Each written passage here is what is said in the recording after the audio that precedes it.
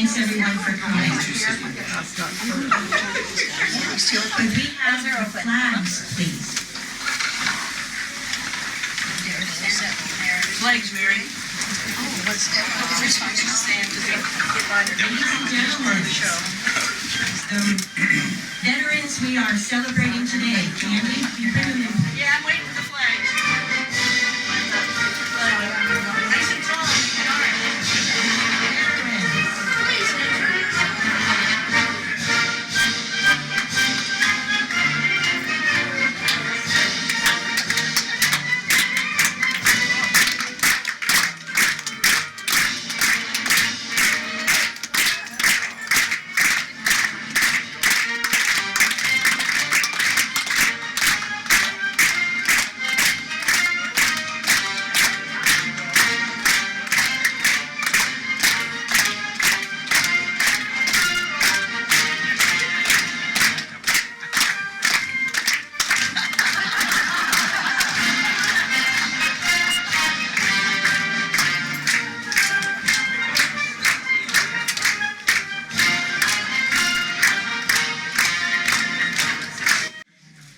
Okay, good morning again. Welcome to our 9th Quilts of Valor presentation here at SRCreek. And thanks for coming today to help us celebrate our veterans. The last line of the Declaration of Independence contains the phrase, "We mutually pledge to each other our lives, our fortunes, and our sacred honor." That's the important word, honor, especially right now, it seems. As a verb, honor means to ascribe value, esteem, regard, or respect to a person or thing. As an adjective, you didn't know you were going to get grammar and syntax lessons in is the quality of knowing and adhering to what is morally right. It implies fulfillment of an obligation, exhibiting integrity, one's word given as a guarantee of something, or keen sense of ethical conduct. Honor is a human virtue. It's not defined or confined by religious or cultural mores. We have honor because we are born with it. But honor has to be maintained because it's also ours to lose. How fortunate are we that our veterans exhibited honor through their service on our behalf. They recognized the value of serving in our armed forces. They knew what was right, and they acted on that knowledge to uphold our principles, our values, our way of life. As a noun, told you there was one. Honor is something that symbolizes recognition and privilege. And here today, we're the ones who have the honor. We're the ones who have the privilege of recognizing our veterans by presenting them with Quilts of Valor.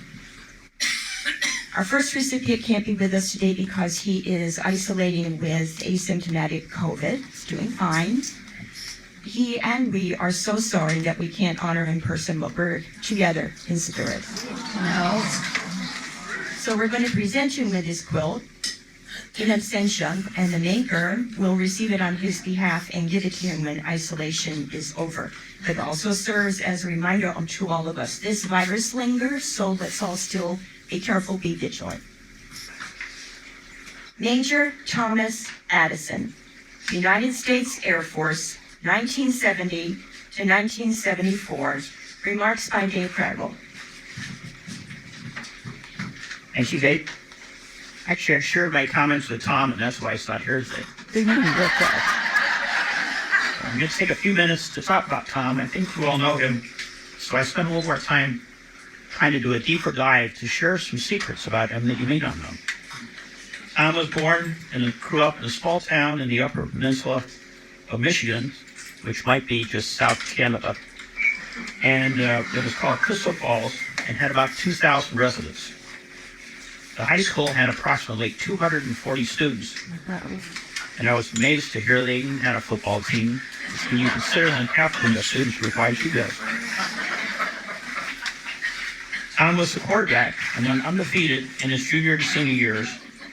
And in 1959, the team was awarded the Michigan Class C state football championships, maybe a budding Tom Brady. Tom continued his education at the University of Michigan for both undergrad and medical schools. He said it was the best state school he could get into, and was far enough away from Crystal Falls that he felt he was going away to college. When he asked why he chose medical school, he said his father was a small NOGP who truly loved his vocation and influenced all three of his children to become physicians. I suspect I'm very proud of Papa. Tom specialized in pulmonary diseases, and because he and his mentors at Michigan were fascinated with chest x-rays, and then he said over time this was supplanted by CT scans, whatever turns you on. Tom was drafted in 1966 when he completed medical school, but given his skill set, he was awarded a position in something called the Berry Plan, which allowed him to continue training while he did his residency at Michigan. He was recognized as the most outstanding resident in his 4-year residency. Tom was given credit for reserve time during this residency, which allowed him to enter active duty as a major. I suspect he didn't do many push-ups. Tom served on active duty from 1970 to 74. His first 9 months were at Parrott Air Force Base in Sherman, Texas. And then he had a really tough transfer to Germany, where he spent the rest of his time at Wiesbaden. Tom admitted that he wasn't the most gung-ho officer and once got in trouble for making fun of the chief of medicine, a gastroenterologist and a bird colonel, whose claim to fame was introducing the first flexible endoscope in Europe. Tom fell afoul of this colonel by telling the following limerick. To Dr. Landon, who was really first class, although some may consider him crass. To scopes for the rectum, may heaven protect him, putting his hand up his... That's quite fine. I agree with it. A word to all SRC residents. Be careful how you talk about Tom, because he is still working on limericks.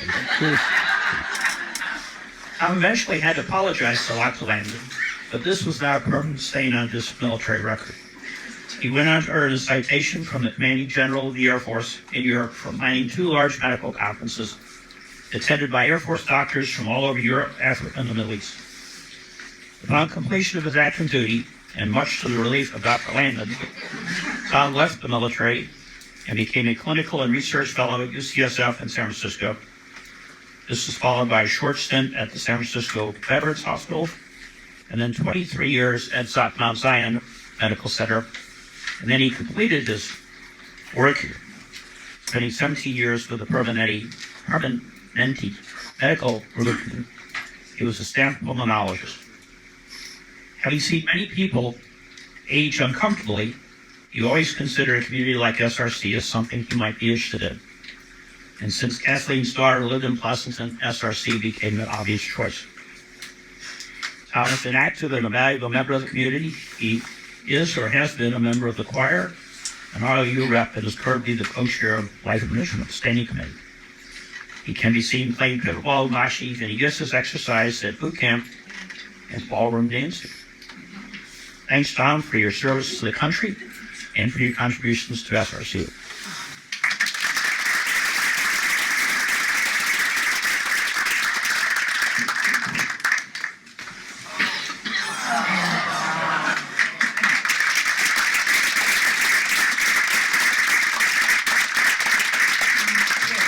There's many times we did that. I presented by Kathy, and I love it. And Tom, so that you're listening, we miss you, and we're recording this today, so you'll be able to see it. First Lieutenant Gary Deatherage, United States Army, 1964 to 1966. Come on up, Gary. Remarks by Marilyn Malker.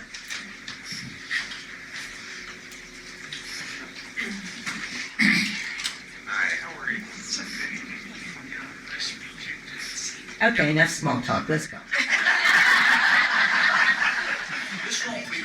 I was going to go in for the hug, but this is our first meeting. Oh well, missed opportunity. This morning I have the privilege of telling you about Gary Deatherage. He grew up in Oxnard, California, graduating from Oxnard High School. He joined the United States Army in September 1963, shortly after graduating from Southern Oregon College and marrying Susan. I hope Susan's here today. Yes, she is. Hello to you too, Susan. Gary did his basic training at Fort Ord, California. His most vivid memory of that time was being on high alert after President John F. Kennedy was shot and killed on November 22nd, 1963.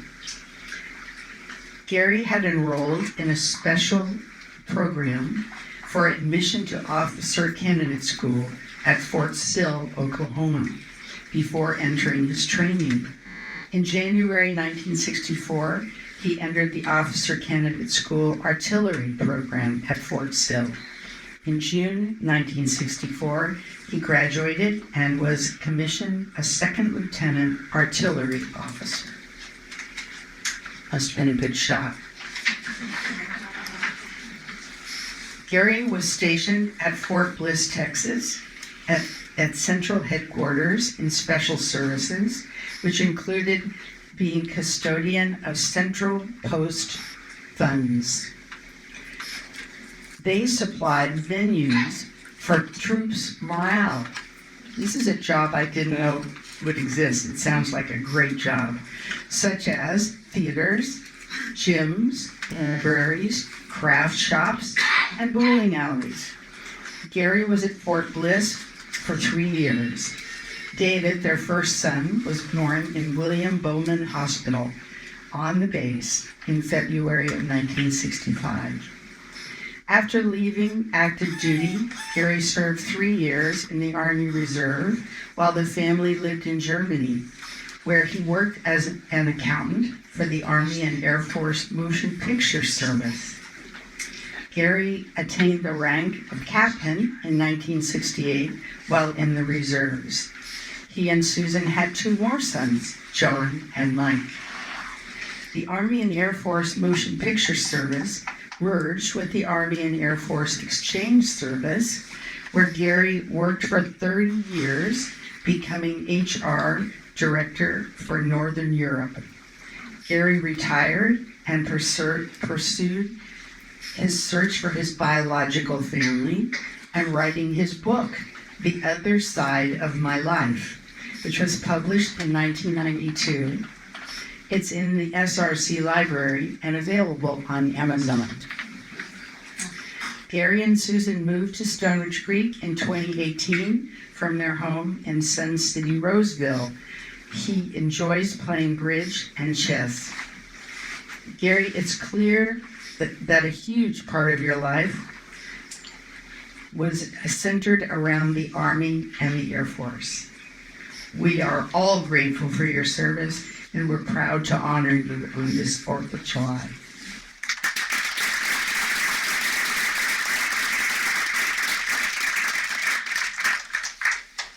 Thank you, Marilyn. Gary's quote was made by Barbara Crawford and is presented by Barbara and Sally Drisselman.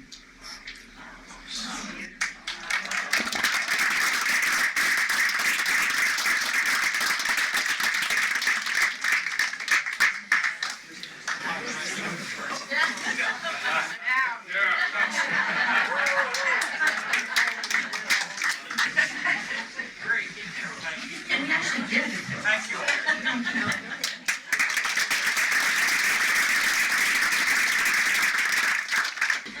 Specialist Lynn Dyche, United States Army, 1961 to 1963. Remarks again by Marilyn Mulford. Lynn, can you come up?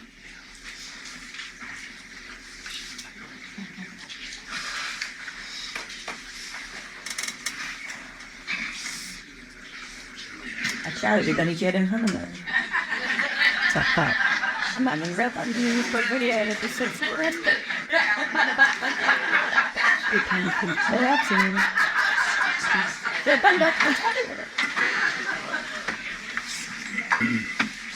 My first chance to meet Lynn, too. I'm really making it today, aren't I? Wow.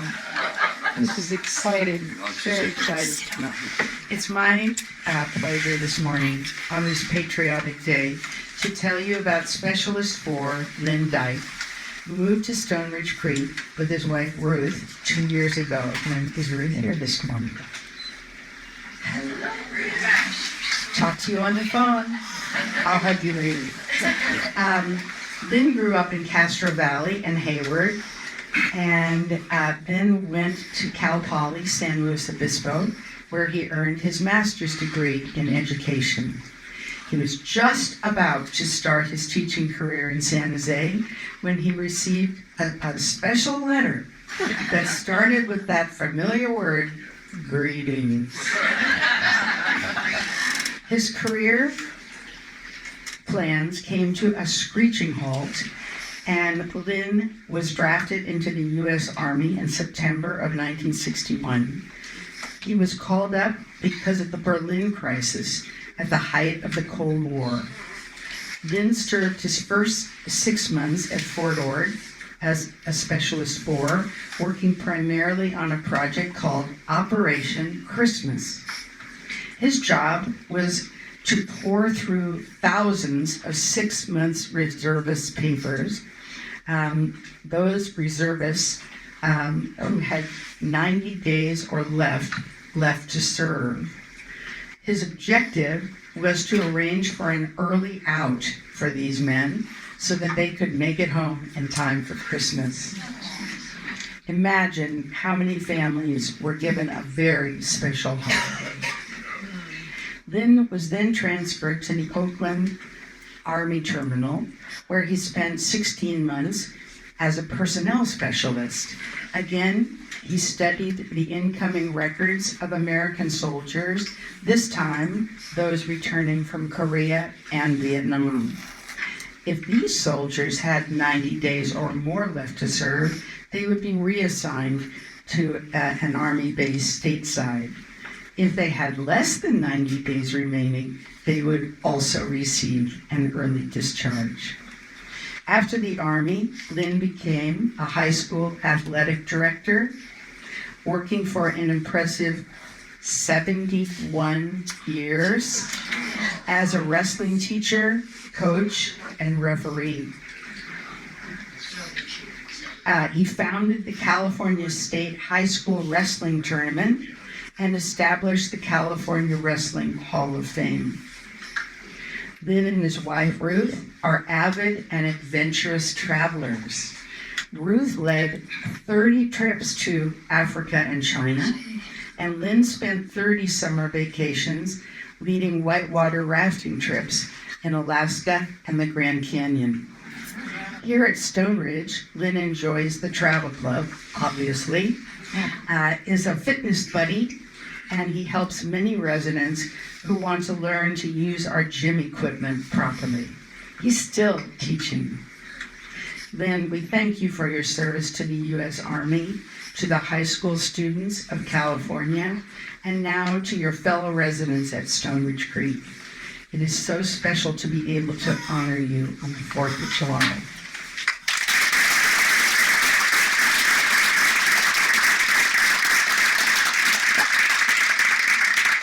Lynn's quilt was made with Sue Spiliotopoulos. And it's going to be presented by Sue, Deanna Mitchell, and June DiDalto. With June's presence here today, we remember Jack.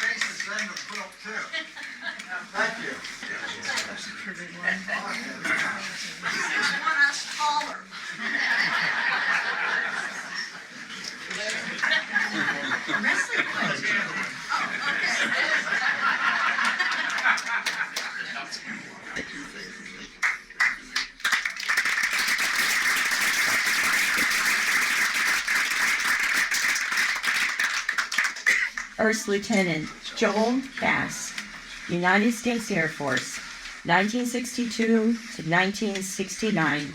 Remarks by Gail Frost.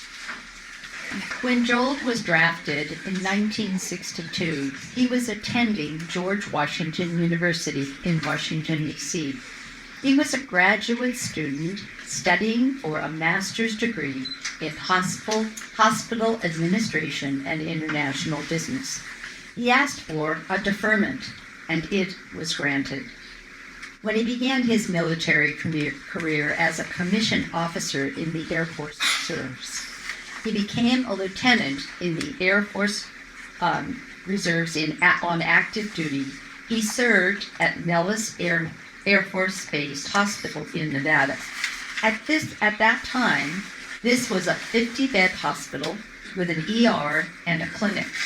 The facility served members of the Thunderbirds as well as the gunnery school. During the time that Joel was stationed at Nellis Air Force Base, he and other soldiers were ordered to set up a flyaway field hospital in Alaska. This hospital was 36 beds, and 36 beds. It took 3 days to set it up, and it remained for only 1 month. Joel was the lieutenant in charge of this operation, and if you've ever watched MASH on TV, you will understand the challenges of a flyaway hospital. Joel's background during his formative years was surrounded by relatives involved in the medical field. Joel's father was a pharmacist, and he recalls being around the family's drugstore. Joel served his country in the capacity of what he had known all his life. Thank you, Joel, for your service.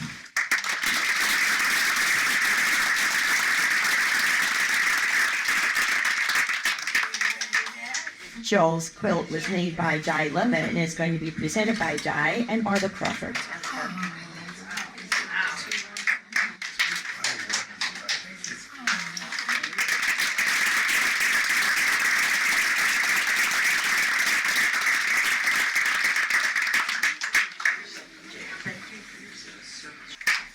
Staff Sergeant Thomas Laffoon, United States Marine Corps, 1967 to 1979. Remarks by Di Lovett. Tom, come on up.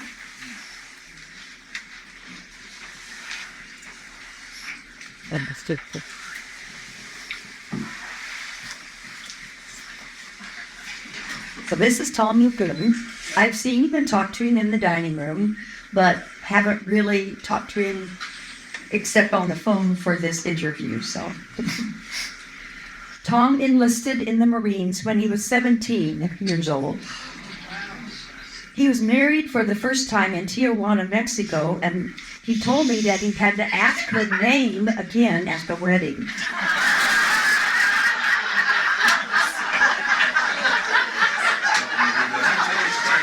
That's the actor. I said, this is going to be a different story. And he said, yeah. He was deployed to Vietnam in 1968 at the age of 18.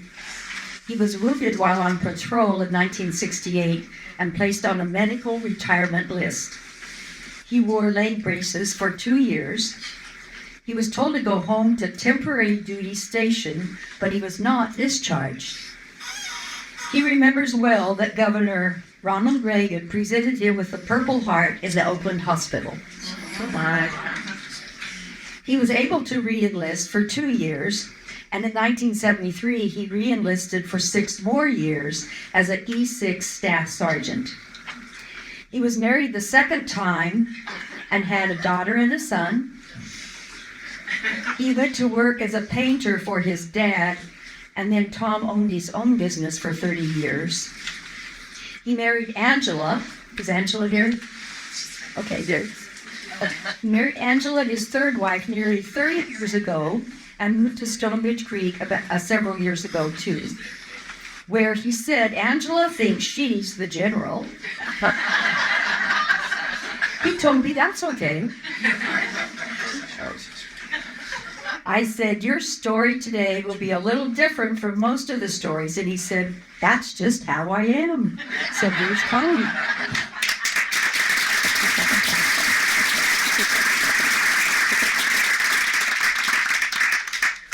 Tom's quilt was made by Ann Narciso. It's going to be presented by Wanda Marin and Sally Twisselman.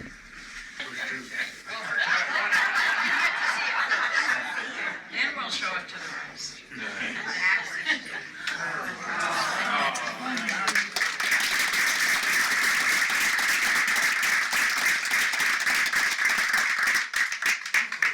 Yeah, I'm gonna get to know Tom a little bit better. This is gonna be a little fun.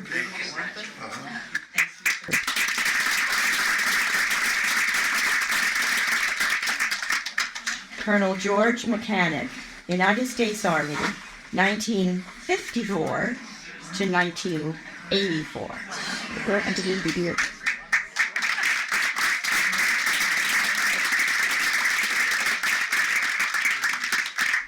Finally got him.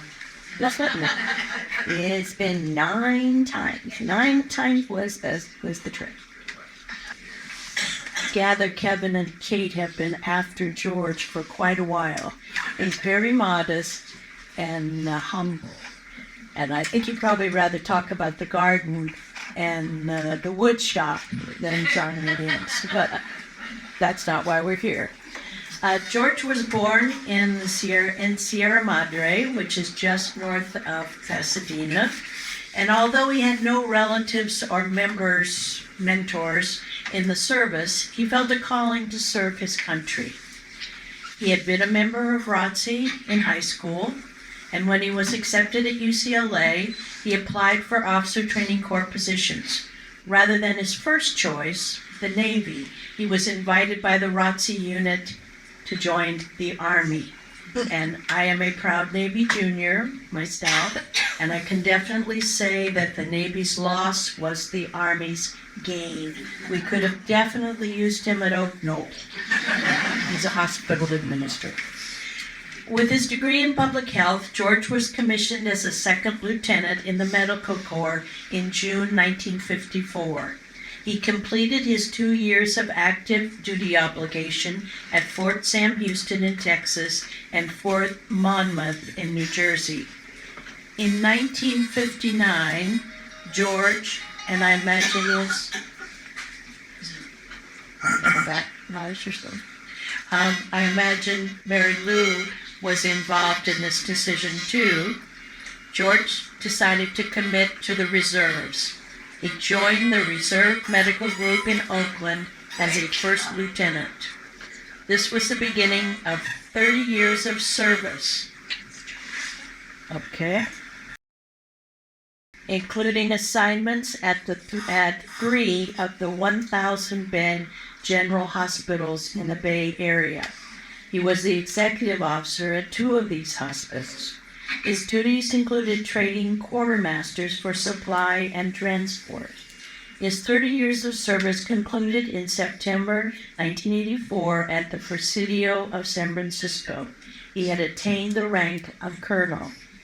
The reserves involved many sacrifices, such as weekends and 2-week stints away from his wife, Mary Lou, and their growing family. Fortunately, it somewhat dovetailed with his civilian career at Lawrence Livermore Lab. At the time of his retirement, George was the head of the health and safety program at the lab. When asked what he regretted about his Army service, George responded that his lifelong dream had been to serve in Hawaii. Maybe a dream. And had never been fulfilled. In response to what lasting benefits his service career has had, he immediately mentioned his TRICARE medical insurance. That must have been a blessing in his life. And as to a highlight of those 30 years, during the Vietnam era, he was a recruiting officer for the Oakland unit and was tasked with swearing in a very famous person, Ida Blue, who became the Oakland A's pitcher. George and Mary Lou are pioneers. As I say, George has been very involved in garden club and also woodworking. Ask him about his beautiful carvings, his beautiful creations. George, thank you for your service to our nation and your continued service to SRC. And Mary Lou, where are you?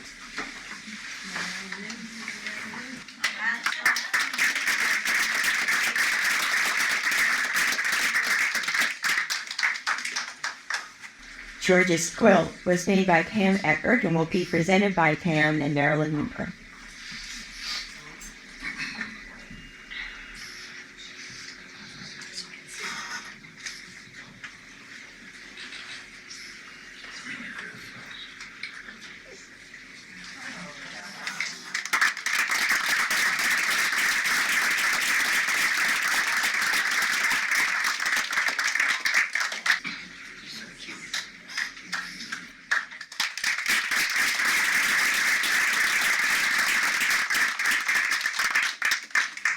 Sergeant Joseph Patti, United States Marine Corps, 1955 to 1957, remarks by Ken Speasy. I'm going to get a few pictures of the audience. Thank you, Keith. It's an honor for me to participate in this marvelous program. Recognize our Stone Ridge residents, the veterans. I'm privileged to introduce Joe Patti in recognition of his military service as a sergeant in the 3rd Marine Division in Okinawa in the mid-50s. I know Joe was the captain of our 2nd place Bears Archie team. He's always been mild-mannered and a caring leader. Little did I know that once I got to know him as he was a Marine Staff Sergeant following his graduation from Holy Cross College in 1955. After graduation, Joe went to Marine Basic Training at Quantico, followed with cold weather training at Camp Pendleton. With his deployment to Okinawa, he was assigned to the logistics area during 1956-1957. After completion of the Marine Corps commitment, he followed his interest to pursue government service, moving from Boston area to Washington and completing his master's degree in political science at Georgetown University. He started his 40-year career with the federal government in the personnel area of the General Accounting Office, with regional director positions in Boston, Denver, and San Francisco. Upon retirement, President George W. Bush honored Joe with a Distinguished Senior Executive Award. No introduction of Joe would be complete without mentioning Joan. He was alive for 57 years.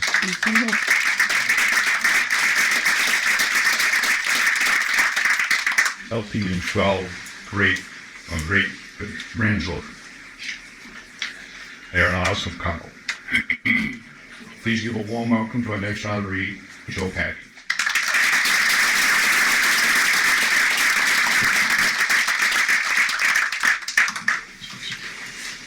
Joe's quilt was made by Karen Chatfield and will be presented by Karen and Gail Frost.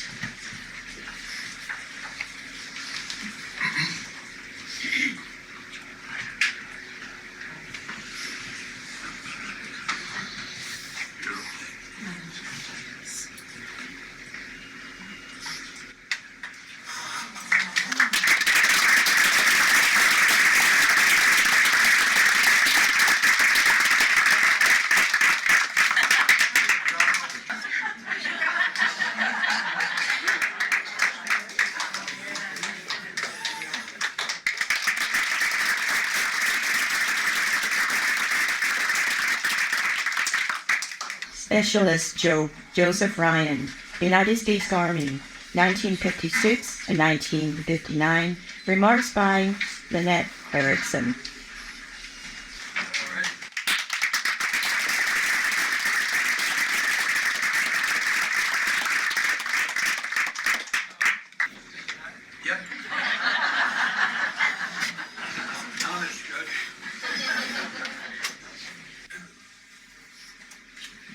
Unlike some of the people, I spent several hours with Joe and Jean and learned some wonderfully interesting things. We had great conversations.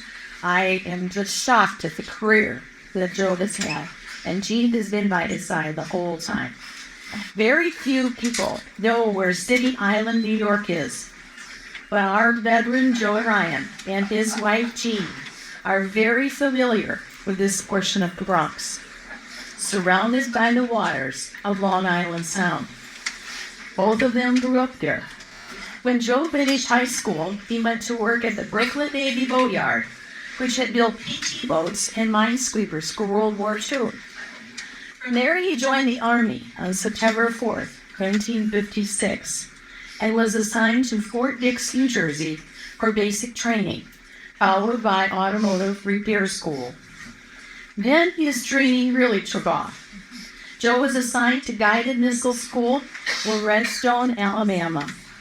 He excelled in electronics and was transferred to White Sands Proving Grounds in New Mexico, working with experimental guided missiles and practiced blowing up bunkers. Joe then was assigned to Fort Monmouth, New Jersey, Ordnance Electronics School for war guided missile training, and within 1 month was sent back to White Sands to work with the Hawk guided missile systems.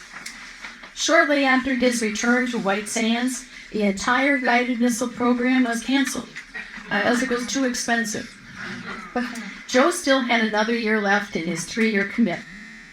The Army chose to send Joe to the Strategic Command at Aberdeen Proving Grounds in Aberdeen, Maryland, where he oversaw radar-controlled artillery for his final Army year. In September 1959, Joe was discharged from the Army with a final rank of Specialist 4 and returned to the Brooklyn Navy Yard.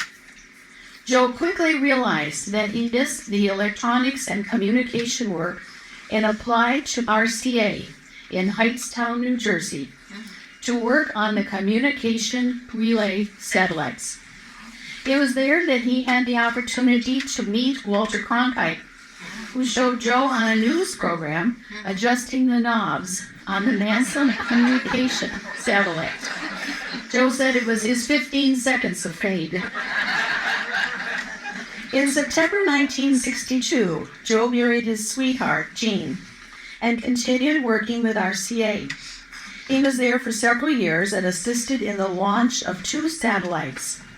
But after the second successful launch, RCA canceled the program, and everybody was laid off.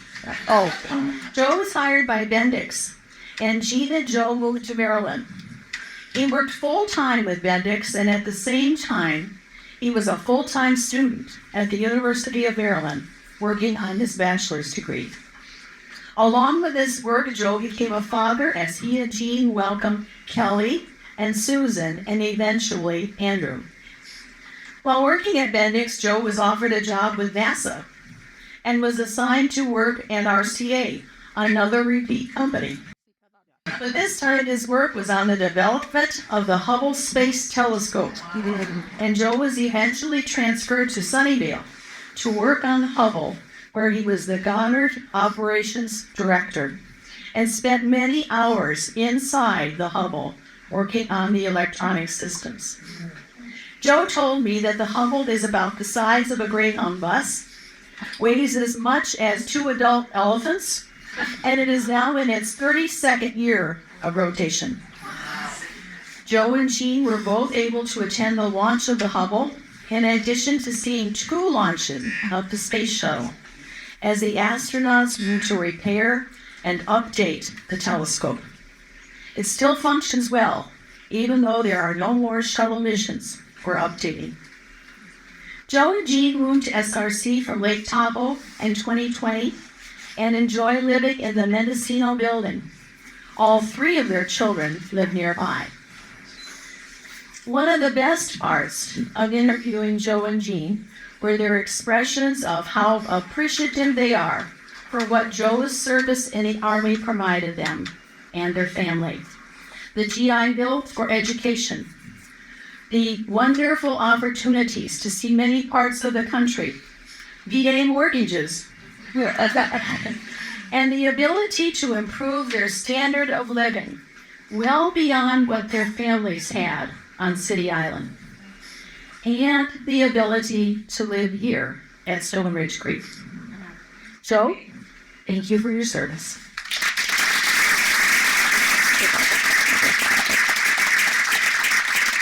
And Dean is here. She's videotaping. I can see that whole thing. So, is it a Jean?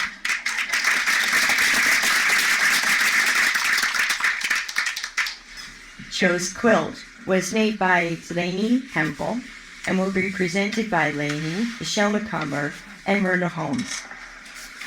With Myrna's presence here today, we remember Jack. I like his eyebrows. Very nice. Beautiful.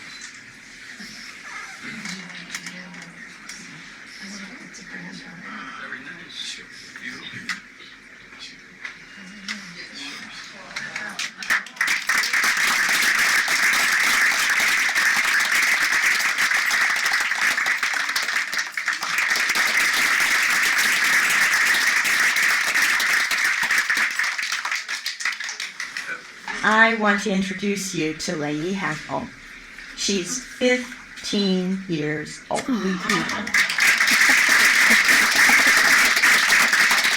Kinder.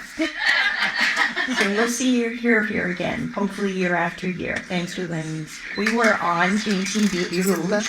We were on Mornings on Toothmouth together. If you didn't catch it, it'll be on the portal soon. But this is a very poised young lady, and she's going places, so remember the name. Lainey Woods is too soft to read.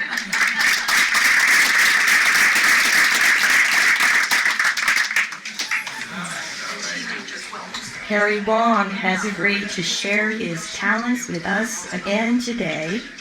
Not sure he's going to need a mic. But I love it. So get ready, although he's sing along with us. As the storm clouds gather all across the sea, let us swear allegiance to a land that's free us. Let us all be grateful for this land so fair, as we raise our voices in this solemn prayer.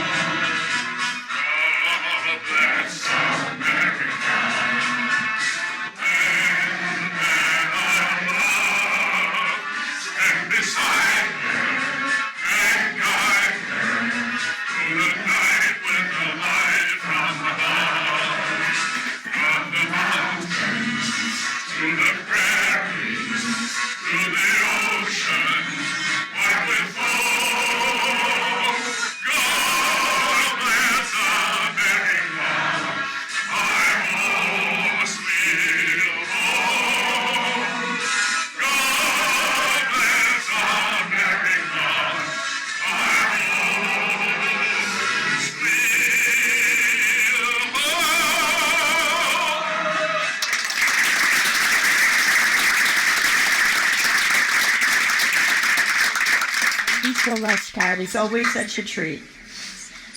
We've had a remarkable partnership with Amateur Valley Culture's Quilts of Valor group for many years now. We first worked with them when we held our first SRC veteran ceremony in 2015, and they've been bound to us ever since. In 1981, 14 women who had been quilting together in the back room of a quilt shop in Pleasanton formed ABQ, and they now have hundreds of members. In 2012, some of those members formed the Quilts of Valor group, and there are now 45 textile artists who create these heirloom quilts for you, our veterans. And since 2012, 870 of their patriotic creations have been presented to vets in the Tri-Valley area, and we account for over 100 of them.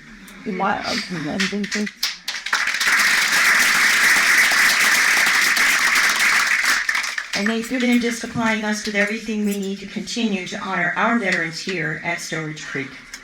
Michelle McCumber leads the group. Michelle, will you please stand for recognition?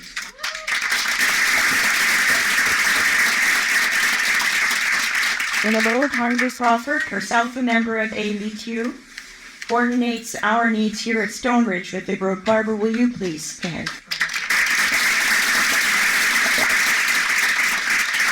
We treasure our partnership with these extraordinary and devoted and dedicated quilters. We could not do it without them. They can't solicit donations, but I can. Michelle, did you bring bookmarks? I most certainly did. Okay, on the table in the back, there are bookmarks with information as to how to support their efforts, and if you're inclined to help, I know every donation would be gratefully accepted. Our thanks to Kevin Kelly and Ron Hare for their help with our video. And Ron.